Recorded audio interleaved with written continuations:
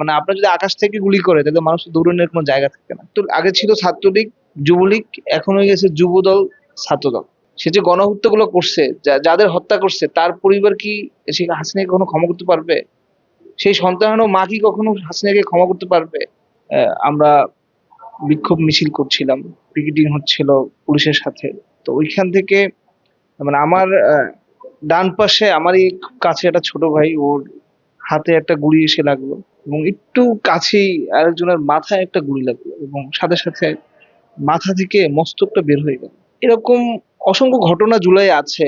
ওই জায়গাটাতেও মানে হেলিকপ্টার দিয়ে গুলি করলো আমাদের উপরে। আমরা তো নিরস্ত্র ছিলাম, আমাদের তো সর্বোচ্চ অস্ত্র ছিল লাঠি আর ইটের টুকরা। কিন্তু আমরা দেখলাম যে সেই নিরস্ত্র মানুষের উপরে র্যাব হেলিকপ্টার দিয়ে গুলি করছে, আকাশ থেকে পুলিশ গুলি করছে। চারদিকে একটা অন্ধকারাচ্ছন্ন একটা অবস্থা, যে মানুষ কোথায় যাবে? মানে আপনার যদি আকাশ থেকে গুলি করে তাহলে মানুষ দৌড়ানোর কোনো জায়গা থাকে না। তো আগে ছিল ছাত্রলীগ, যুবলীগ, এখন হয়ে গেছে যুবদল, ছাত্রদল। আজকে তারেক রহমান সরকার এই আজকে জুলাই যোদ্ধা যারা এই অভূতপূর্ণ সফলতা এনে তাকে আজকে প্রধানমন্ত্রী বানাইলো, তাদের আকাঙ্ক্ষার সাথে যে তারা ঠাট্টা মস্করা করছে, এটা আমার মনে হয় রাষ্ট্রকে তারা একটা সশস্ত্র সংগ্রামের দিকে ঠেলে দিচ্ছে। যদি ধরেন শেখ হাসিনা স্বৈরাচার ছিল, সে যে গণহত্যাগুলো করছে, যাদের হত্যা করছে তার পরিবার কি সে হাসিনাকে কখনো ক্ষমা করতে পারবে? সেই সন্তানও মা কি কখনো হাসিনাকে ক্ষমা করতে পারবে? শেখ হাসিনা তো এই 1400 যে জাতিসংঘের রিপোর্টে 1400 যে আপনার শহীদ হয়েছে, প্রত্যেকটাই তো 1 নম্বর আসামি শেখ হাসিনা। তো তাকে তো আসলে এই 1400 বার আর হত্যা করা যায় না, 1400 বার ফাঁসি দেওয়া যায় না। ফাঁসি তো মানুষ একবারই দেওয়া যায়।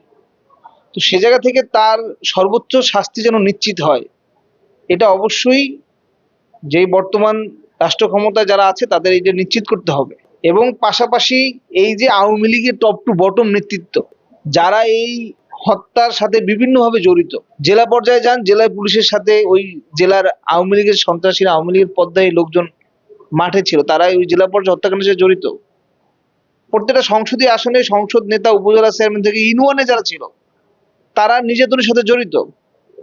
তো আপনার তো একদম টপ টু বটম আপনার বিচারের আওতায় নিয়ে আসতে হবে। তার ফলেই না গণহত্যার একটা জাস্টিস আপনি রাষ্ট্রের কাছে, বিশ্বের কাছে দেখাইতে পারবেন।